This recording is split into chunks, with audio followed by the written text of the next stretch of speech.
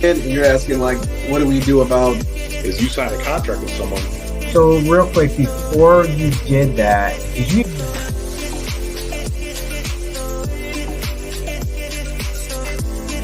More than 30 years. I got my real estate license in and your origin story. Is that he made an age joke the last time we were. I'm gonna use that Kuka. You know, I'm a little more strict with what I'm looking at.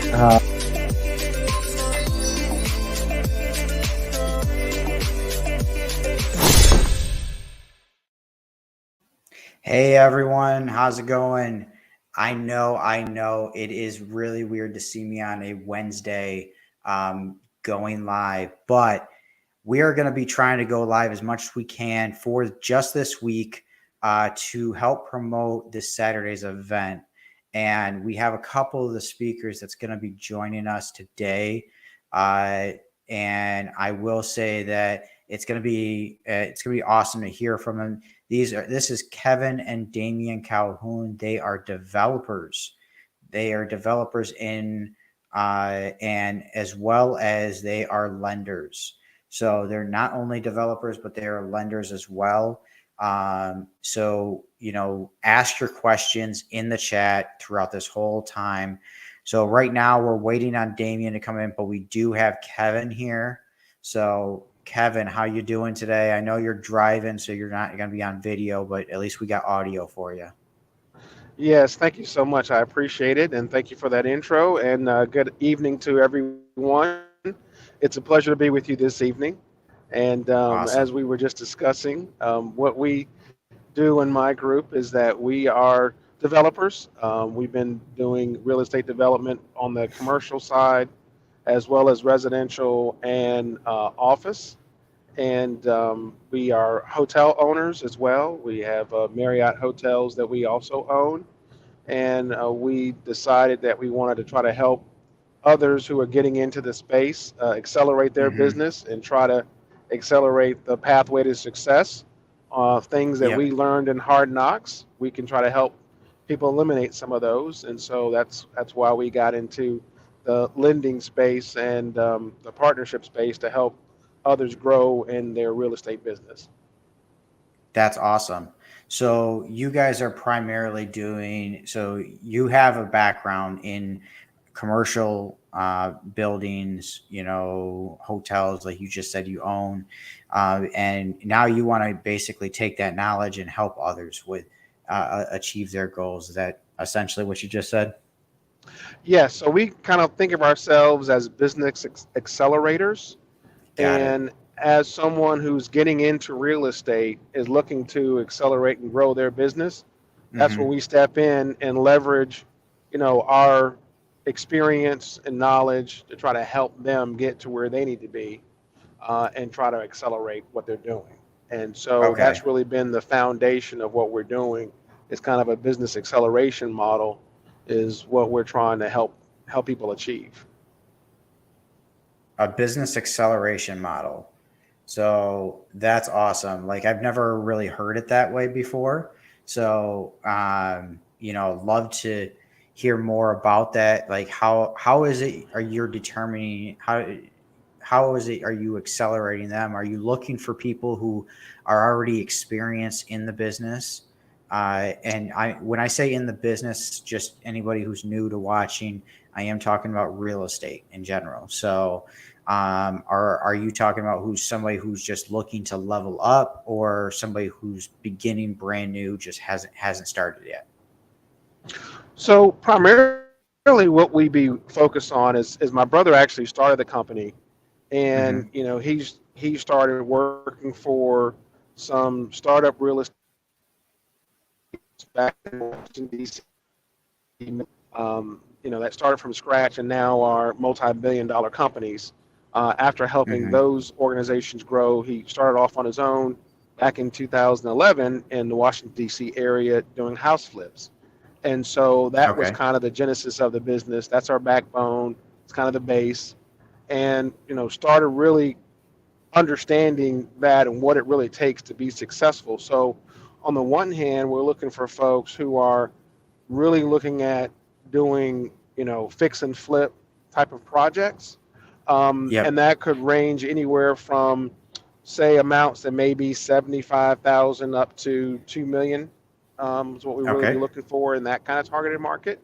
And Okay. so that has a range of experiences from folks that are trying to get, their first couple of deals done, to Mm-hmm. we have people who started and now they're a year or two down the road and they're like, hey, I was doing house flips that were targeted in, say, the $300,000 level in terms of the after repair value target.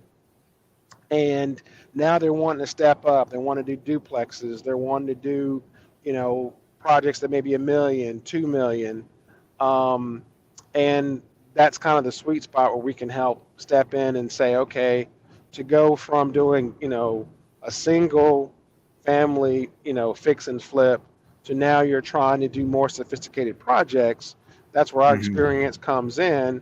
And, we leverage our lending options to be able to help them, one, get their deal financed, and Yep. two, to try to make sure that from both a financial perspective in terms of how they're pulling their capital stack together, strategic perspective, there's a deal analysis, how it's in the market, how they capture upstarts in the market. So we'll provide, some consultation. And for a lot of our customers, they want to go do something bigger, but they don't have the either experience in the resume, or it may be a partnership opportunity where we'll come in and kind of join with them to try to get that project done and kind of bring some additional credibility to the table to help qualify for loans or strategies around, how do you make a $5 million project happen? How do you make a $10 million project happen, a $20 million, and so forth? Right. So, that's really cool that, you have that range of experience so essentially you are lenders, but you're looking at everything as a deal. Like, okay, how can I help this investor grow with our capital, so that we can, we can make them grow as much as possible. Is that right? Correct. Okay, exactly that's correct. awesome. Right. Yeah. So, and essentially that you have to be good at reading the deals in order to do that. What is a, typical, percentage that you charge? Is it usually like a hard money? Do you do long term? Do you do short term, only short term, things like that? Right.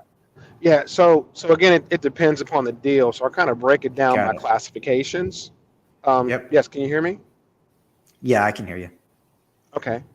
So if we break it down into segments, so if we're looking at a fix and flip loan, then Okay. those deals will typically be based on your after repair value, and we'll do a hard money loan type of product that will be based on the after repair value of that particular project, right? And so Right. that would be the typical loan product that would be available. That's usually somewhere in the 12 months to 24-month type of range.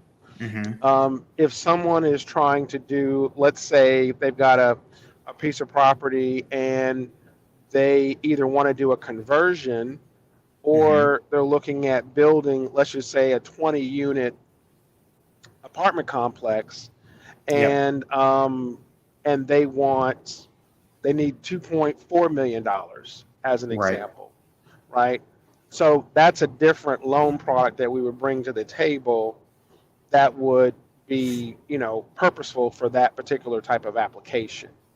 Okay. And then we've got other projects where folks are looking at, hey, I'm trying to do a 200-unit multifamily project. My acquisition cost for the land is going to be 1.5 million. I'm going to need 10 million in, development money, and I'm, trying to have an exit and recapitalization event after stabilization.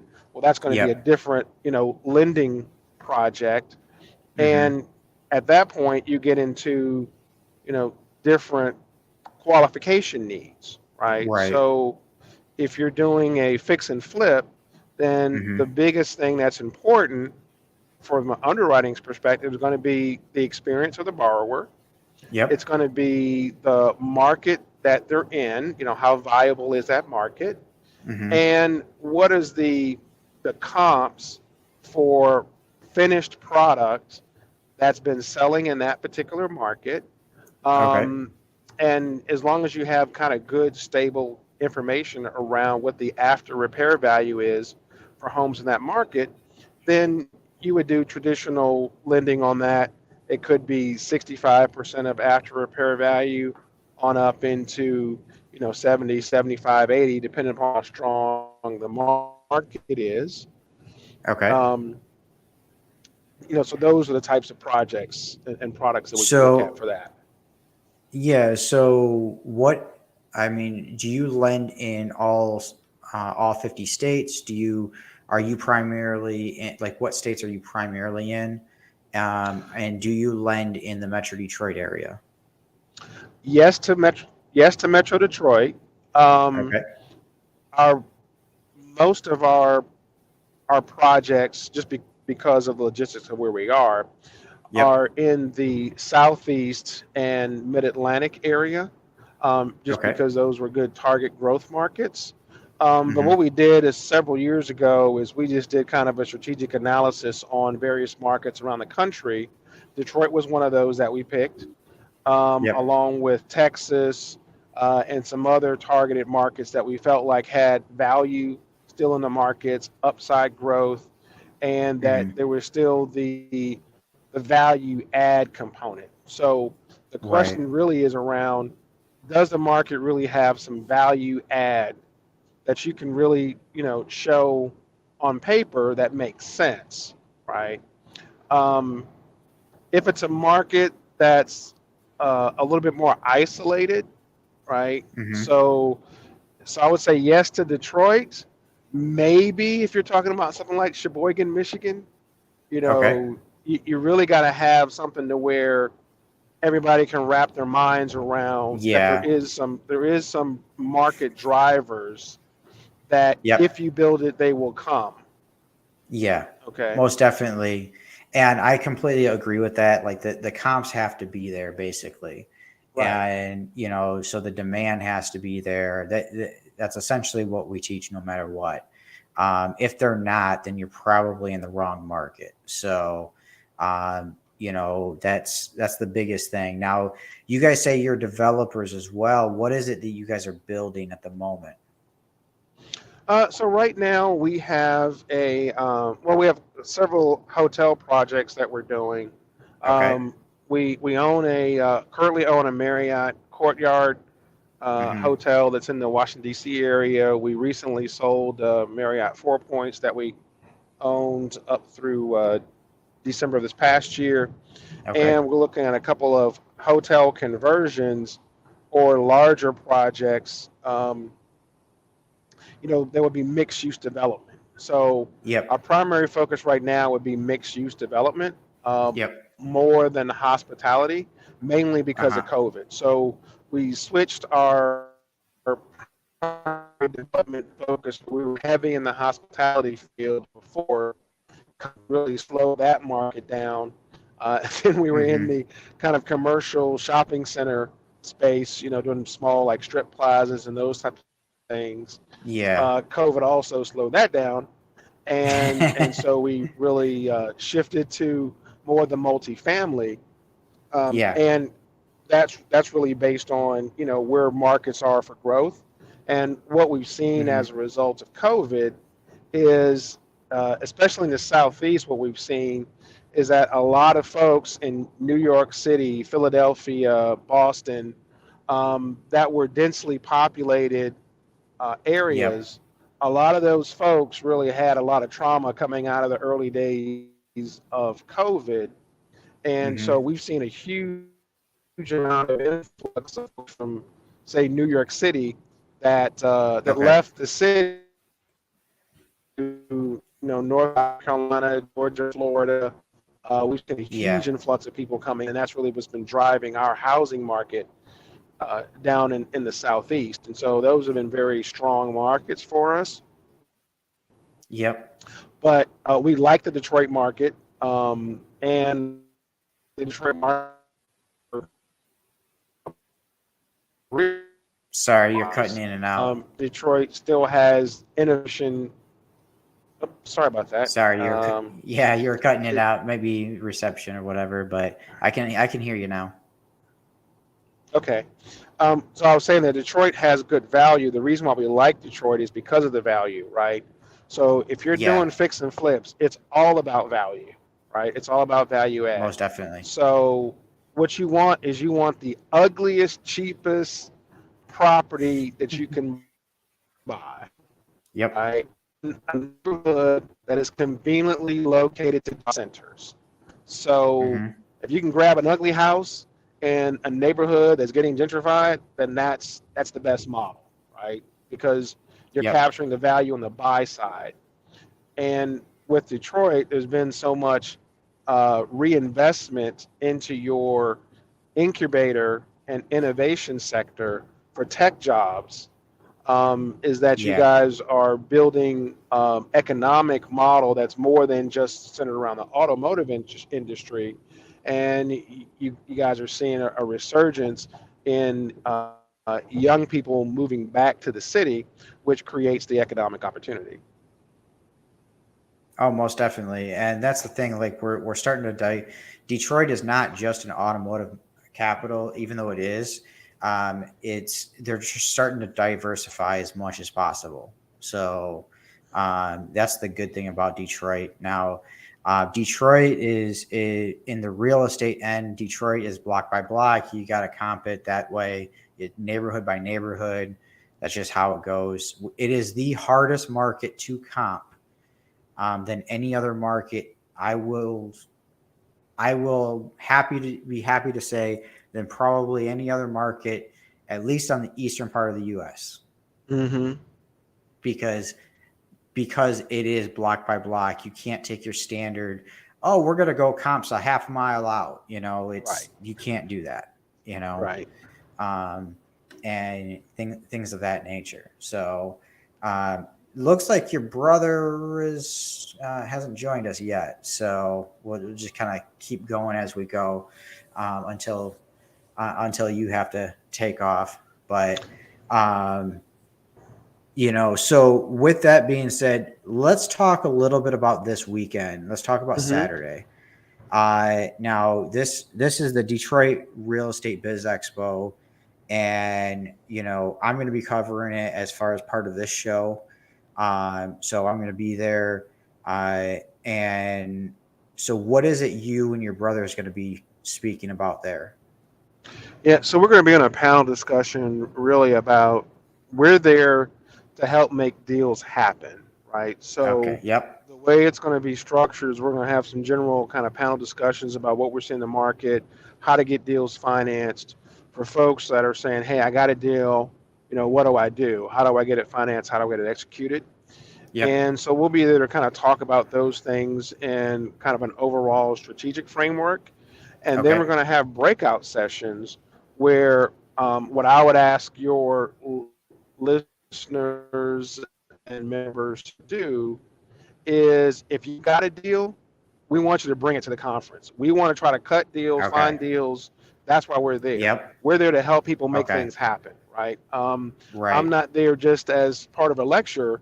I'm really there to try to help folks get their deal done, and as many deals as we can try to get done, happen at the conference.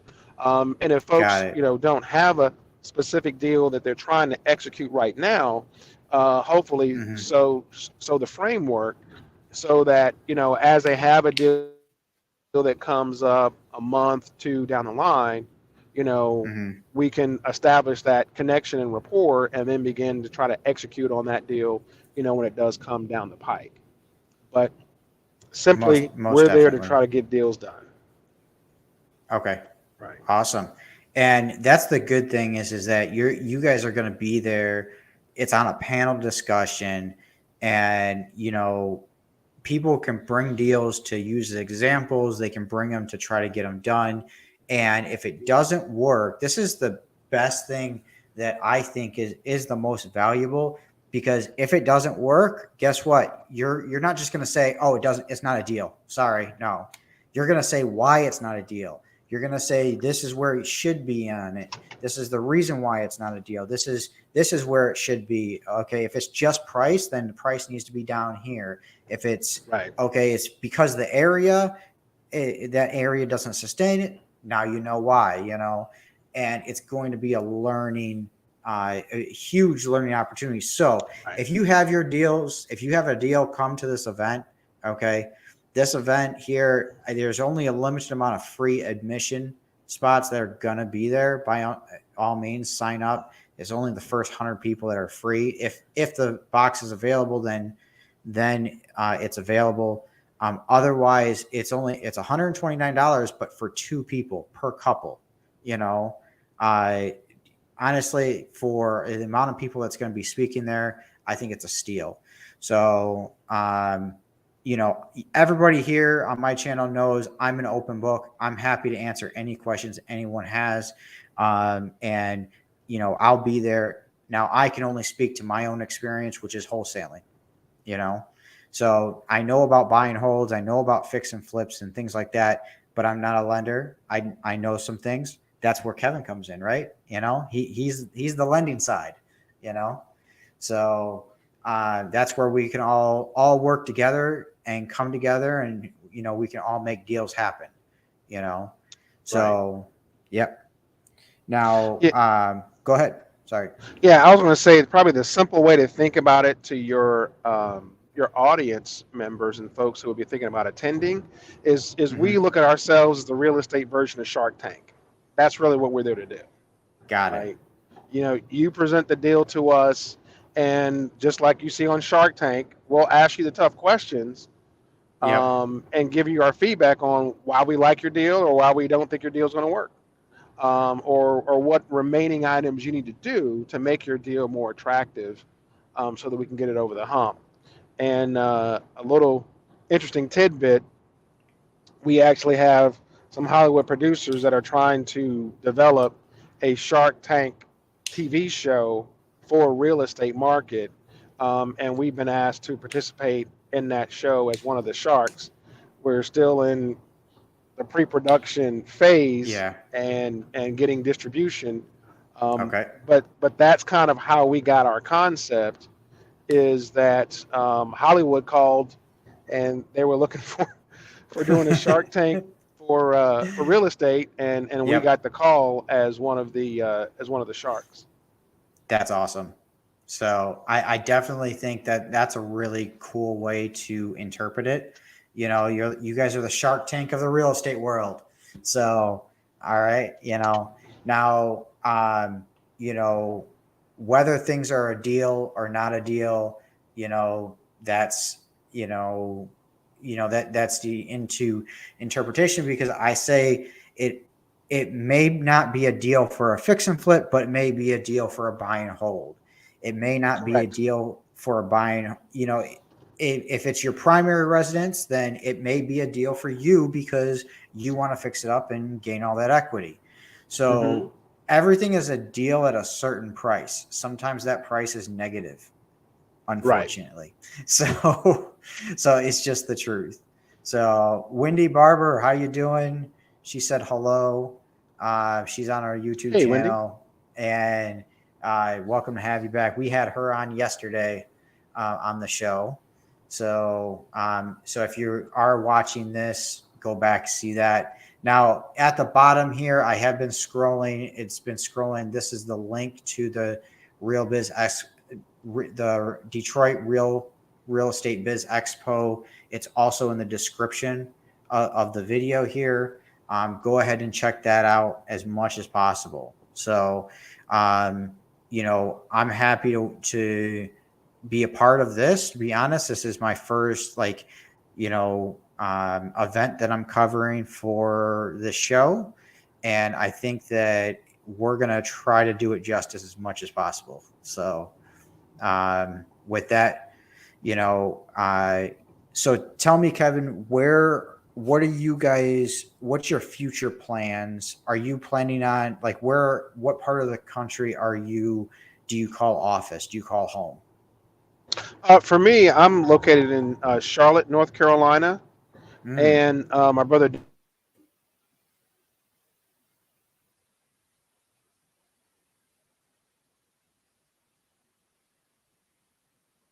Hey, Kevin, you went blank for a minute. I can't hear you. Oh, can you guys hear me? Yep, I can hear you now. Last time I Okay. heard was your brother Damien, and then that was it. Oh, so he's in Washington D.C. Okay. Um, but the little interesting factoid is I graduated from high school in Detroit, so that's why I'm familiar with the Detroit market. So Okay. my school's not there anymore. I graduated from Benedictine High School on 6 Mile and Outer Drive. Okay. That was in the Catholic League, and Yep. so that's my familiarity with Detroit is having lived there um, as a Okay. teenager, and we've gone back several times to look at certain deals in the Detroit Mm-hmm. Metroplex. We're actually trying to do several multifamily kind of adaptive reuse along Okay. the kind of warehouse district that was along the waterfront that now has a lot of residential lofts and Yep. new builds. And so we were looking about, this is probably 2017, 18. Okay. We were looking at doing some projects down there, partnering with some of the landowners.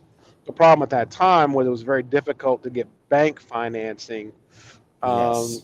and so, our deals couldn't go forward just because we couldn't get the requisite bank lending that we needed. Mm-hmm. But we did have good support from the city. Okay. And so that's the other thing that we do look at is, how is the city viewed towards developers? How are they with Mm-hmm. trying to get site plan approval? Is it an arduous process? Is it a supportive Right. process? Are they friendly to developers or not? Those are all things that we look into it. Mm-hmm. And we do buy and holds. I didn't mention that earlier, but certainly if someone has a good project that's got good, strong rental income Mm-hmm. and they're trying to do those projects as well, Got it. those are attractive also.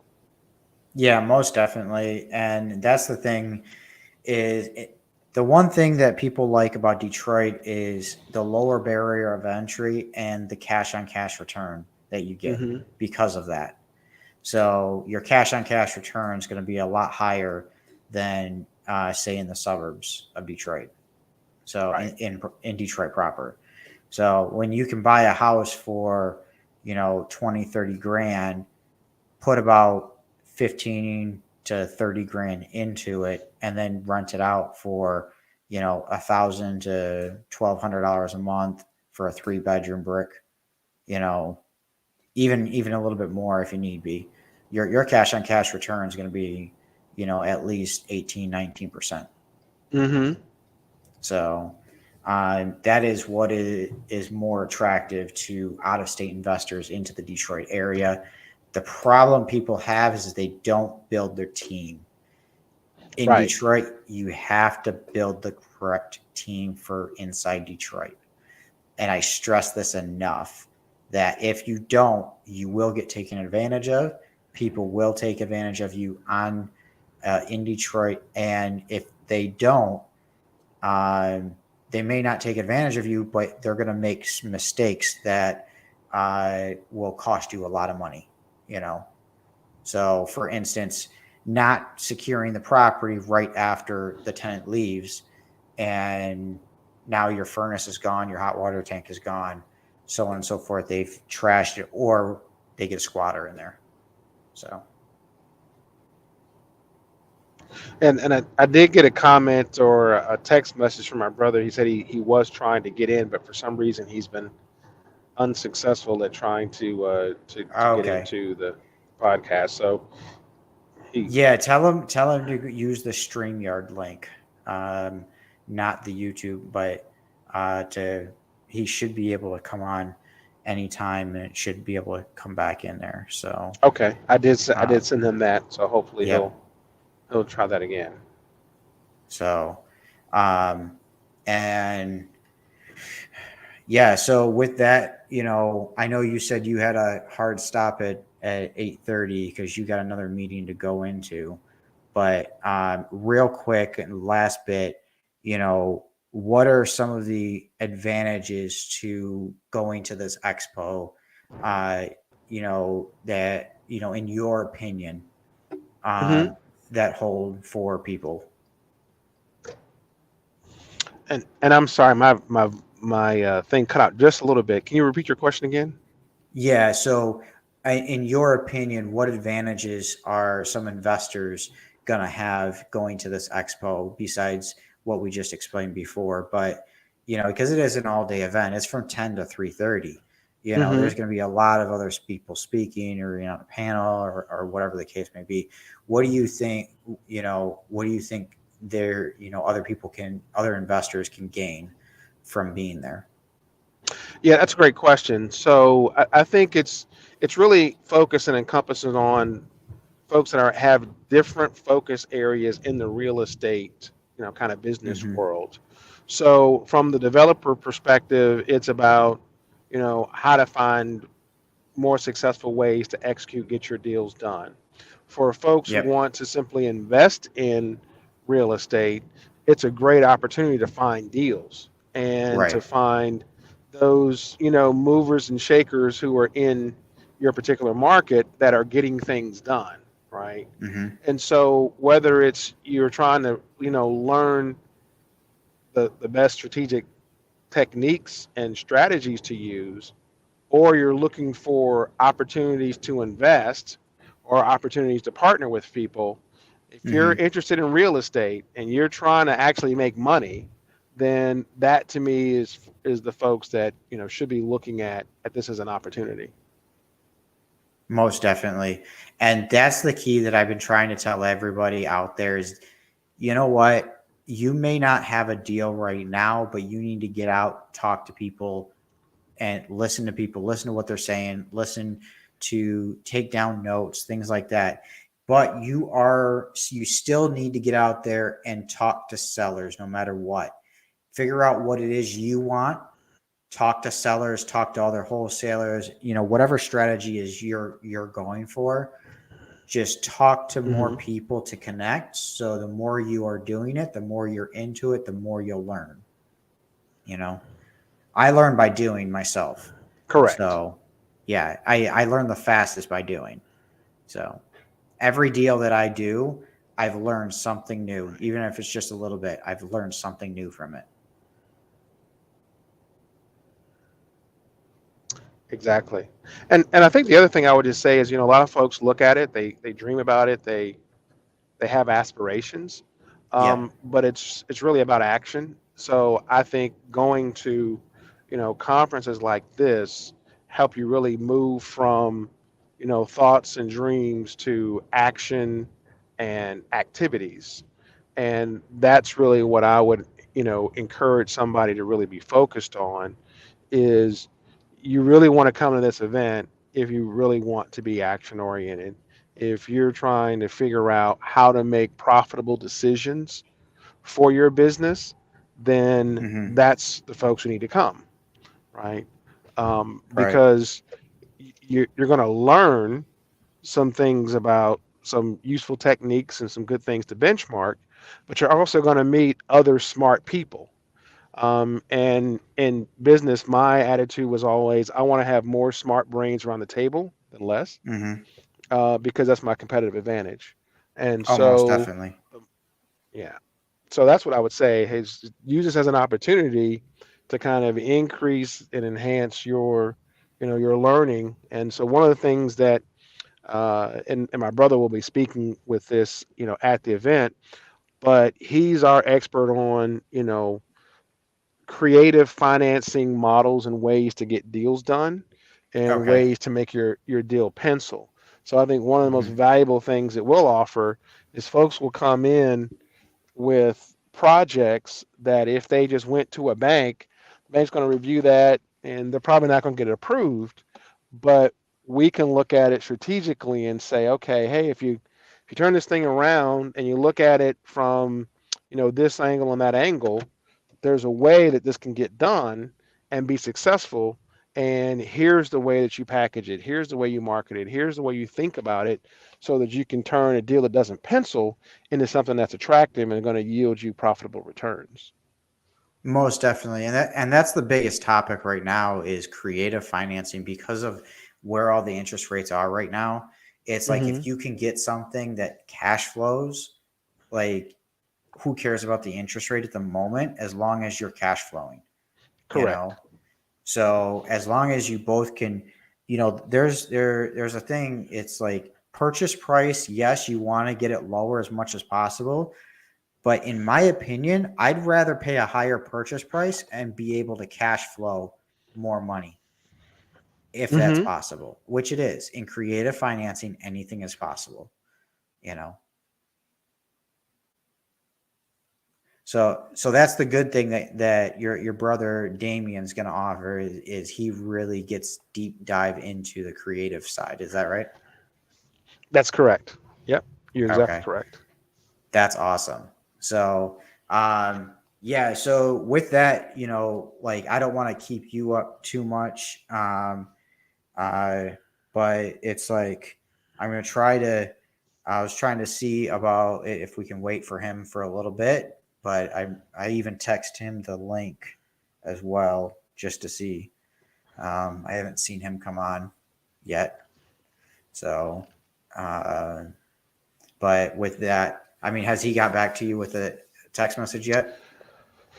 No, I have not seen it yet. And I apologize that we had those technical challenges there, but that's all right.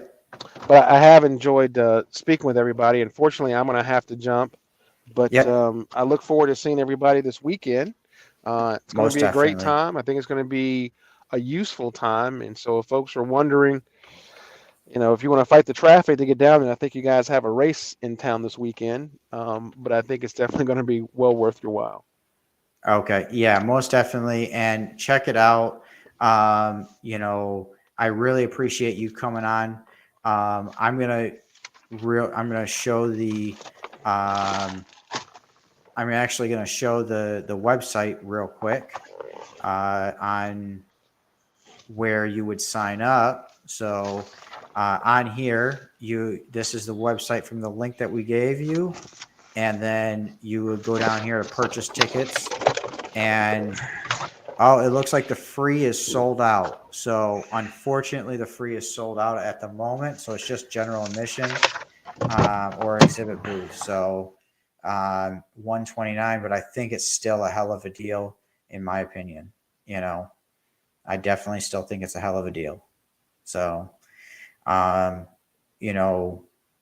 appreciate you coming on, Kevin.